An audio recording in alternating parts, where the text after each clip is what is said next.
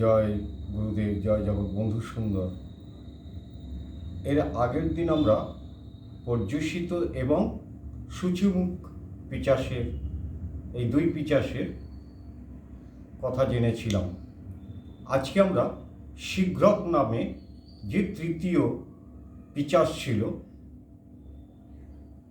তার কথা জানব। মনে রাখবে, পিচাস শুধু ছেলেরা হয় না, মেয়েরাও হয়।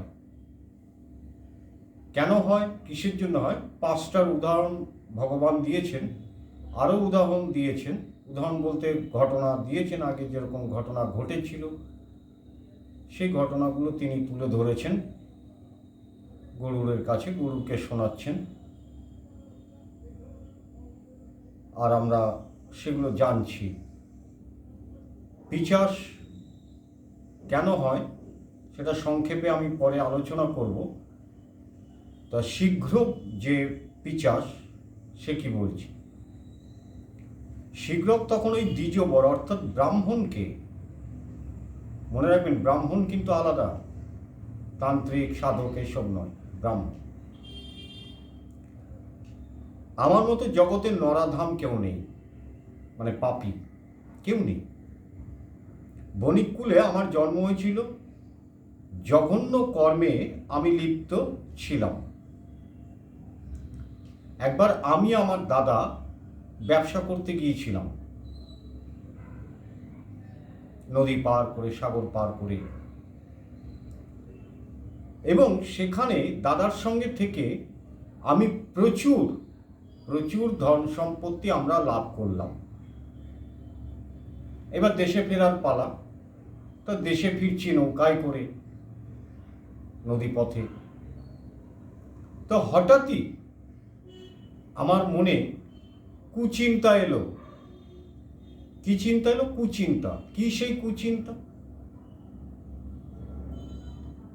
যে এই সম্পত্তি, এত সম্পত্তি সবই আমার হবে, ওকে কেন দেবো? এই যত জিনিস আছে, আমার দাদা অর্ধেক নেবে, আমি অর্ধেক নেবো। কেন অর্ধেক নেবো?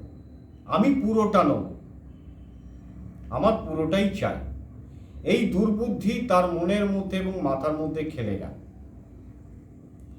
তখন সে কি করলো?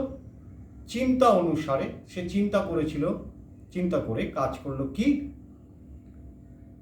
না, নৌকার মাঝিকে বললাম মাঝপথে নিয়ে চলো, তাড়াতাড়ি করে নৌকা চালাও, স্রোতের দিকে চালালো। দাদাকে কি করলো? এক চড়ায় দ্রুত অনেক দূরে নিয়ে গিয়ে, একটা চড়ায় গিয়ে দাদাকে ছেড়ে দিয়ে তাড়াতাড়ি করে মাঝিকে পয়সা দিয়ে, কিছু পয়সা অতিরিক্ত দিয়ে খালি নৌকা নিয়ে ফিরে এলো। দাদাকে ছেড়ে দিয়ে ধন সম্পত্তি যা পেল নিজে নিয়ে চলে এলো। বাড়িতে কি করলো? দাদার বউকে, বলি বড় সর্বনাশ হয়েছে। কি না, দস্যুরা আক্রমণ করেছিল আসার সময়, তাতে দাদা রুখে দাঁড়িয়েছিল এবং তারা দাদাকে মেরে ফেললো।